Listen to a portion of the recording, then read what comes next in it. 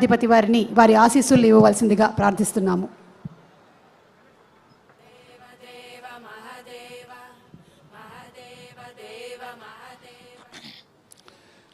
శ్రీ గురుభ్యో నమః. హరి ఓం.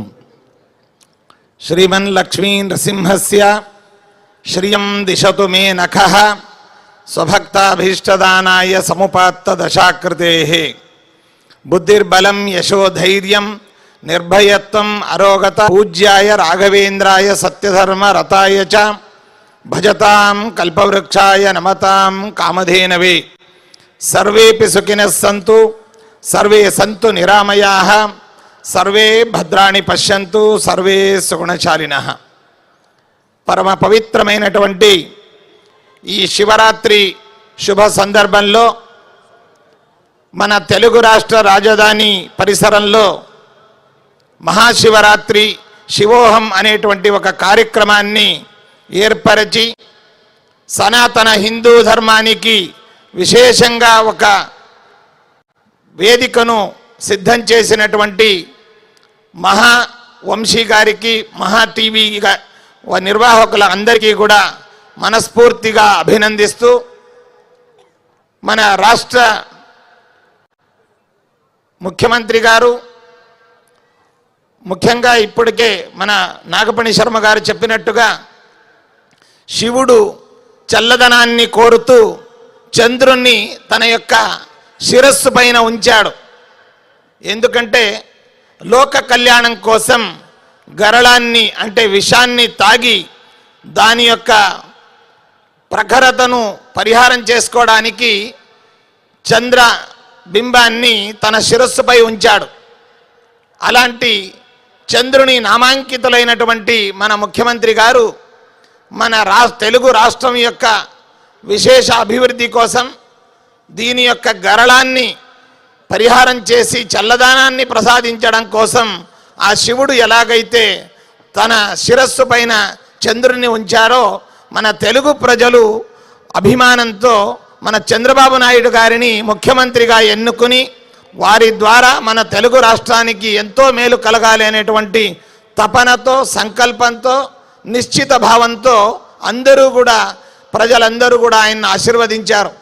అలాంటి ముఖ్యమంత్రి గారు మన సనాతన హిందూ ధర్మానికి కట్టుబడి ఉండి హిందూ ధర్మ పరిరక్షకుడై విశేషంగా మన తెలుగు రాష్ట్రం యొక్క అభివృద్ధి, వారి యొక్క కార్యవైఖరి కేవలం మన తెలుగు రాష్ట్రానికి మాత్రం కాకుండా యావత్ భారతదేశంలో వారి యొక్క సేవలు, వారి యొక్క ప్రాముఖ్యతను మన భారతీయులందరూ కూడా ఎప్పుడూ మరవని విధంగా కేంద్ర రాష్ట్ర ప్రభుత్వాల యొక్క ఒక బాంధవ్యాన్ని కాపాడుతూ రాష్ట్ర ప్రభుత్వం నుండి కేంద్ర ప్రభుత్వానికి విశేషమైనటువంటి సహాయాన్ని, సహకారాన్ని అందిస్తూ కేంద్ర రాష్ట్ర ప్రభుత్వాల యొక్క అభివృద్ధికి, మన దేశం యొక్క అభివృద్ధికి, సనాతన హిందూ ధర్మం యొక్క అభివృద్ధికి, పేద ప్రజల యొక్క ప్రగతికి ముఖ్యమైనటువంటి సేవలను అందిస్తున్నటువంటి ముఖ్యమంత్రి గారు ఈరోజు ఈ వేదిక పైన రావడం ఈ కార్యక్రమానికి ఎంతో విశేషతను సంతరించుకున్నది. ఈరోజు మనమందరం కూడా ఆ పరమశివుడి యొక్క విశేషమైనటువంటి శివరాత్రి మహోత్సవాన్ని ఆచరించుకుంటున్నాం. శివుడు అంటే కేవలం భగవంతుడు అని కాకుండా శివుడు అంటే వ్యాకరణ శాస్త్ర ప్రవర్తక, నర్తన నాట్యశాస్త్ర ప్రవర్తకగా, అలాగే భక్తులను శీఘ్రంగా ఉద్ధరింపజేసేటువంటి మహాదైవంగా కొలువబడినటువంటి దైవం త్రిమూర్తుల్లో ఒకరైనటువంటి పరమశివుడు.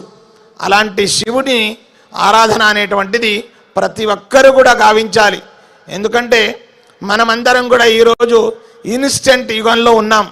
ఇప్పుడు భగవంతుణ్ణి కొలిస్తే తక్షణమే మాకు బలం కలగాలని, అలాంటి విధంలో క్షిప్రప్రసాదుడైనటువంటి వాడు పరమశివుడు. పరమశివునికి ఎలాంటి ఆడంబరం లేకుండా కేవలం భక్తి ప్రపత్తులతో ఆయన్ని కొలిచినట్టయితే ఆయన మనల్ని అనుగ్రహిస్తాడు.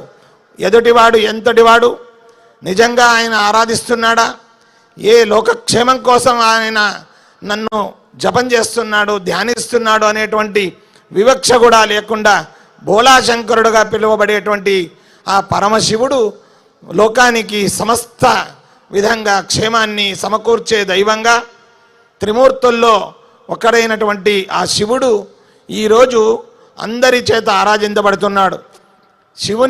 శివుని యొక్క ఆరాధనకు కుల మతాలకు ఒక అభిప్రాయం లేకుండా ప్రతి ఒక్కరూ కూడా ఆ శివుణ్ణి ఆరాధించడం అనేటువంటిది చాలా గొప్పది. ఇప్పుడు వైష్ణవులు విష్ణువుని మాత్రం ఆరాధిస్తారు, అయితే ఇంకొకరిని మాత్రం ఆరాధిస్తారు. శైవ వైష్ణవ భేదం లేకుండా ప్రతి ఒక్కరూ ఆరాధించేటువంటి దైవం ఆ పరమశివుడు. అంతేకాకుండా ఒక ఊరు, ఒక గ్రామం అంటే శివాలయం లేనటువంటి ఒక ఊరు మన భారతదేశంలో లేదు. అలాంటి గొప్ప దైవంగా పిలువబడేటువంటి మహాశివుణ్ణి ఉద్దేశించి ఆచరించేటువంటి ఒక ఆరాధన ఈ శివరాత్రి.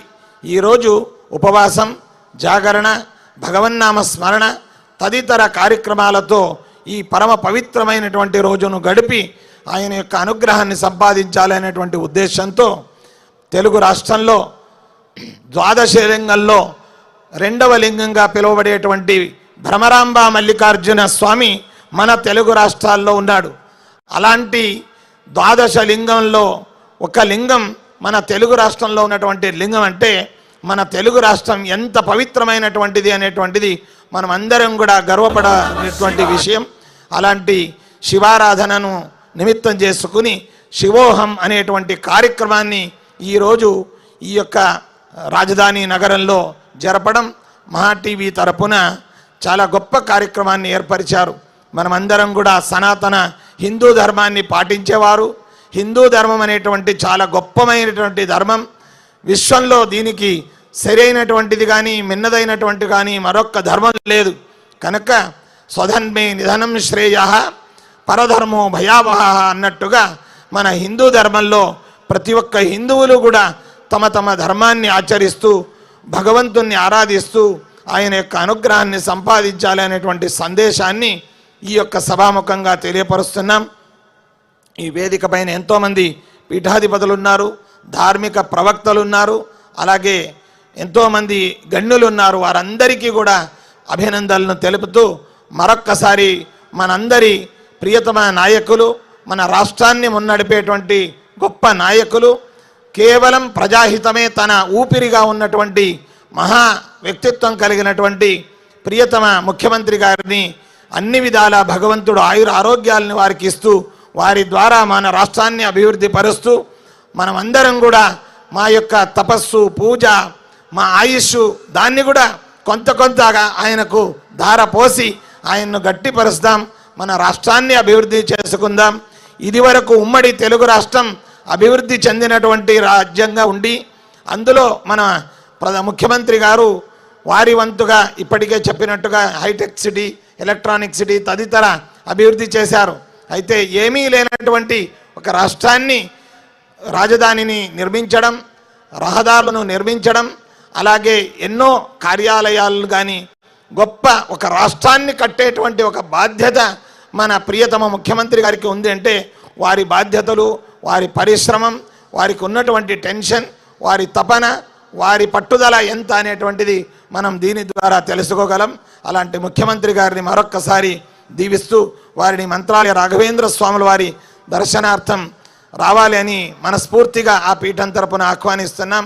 అలాగే మహావంశీ గారిని ఈ కార్యక్రమాన్ని ఏర్పరిచినటువంటి గొప్ప ఆర్గనైజేషన్, యువకులు, ధర్మిష్ఠులు, ప్రజాహితాన్ని కోరేటువంటి వారు, ఎప్పుడు సుప్రసన్నంగా ఉండేటువంటి వంశీ గారిని కూడా అభినందిస్తూ ఈ కార్యక్రమానికి ప్రత్యక్షంగా పరోక్షంగా సహకరించినటువంటి పేరున అందరినీ అభినందిస్తూ ఇక్కడ విచ్చేసినటువంటి భక్తులందరినీ కూడా మనసారా దీవిస్తూ మనం అందరం కూడా ఆ పరమశివుణ్ణి ఆరాధిద్దాం, మన కష్టాలను పరిహారం చేసుకుందాం.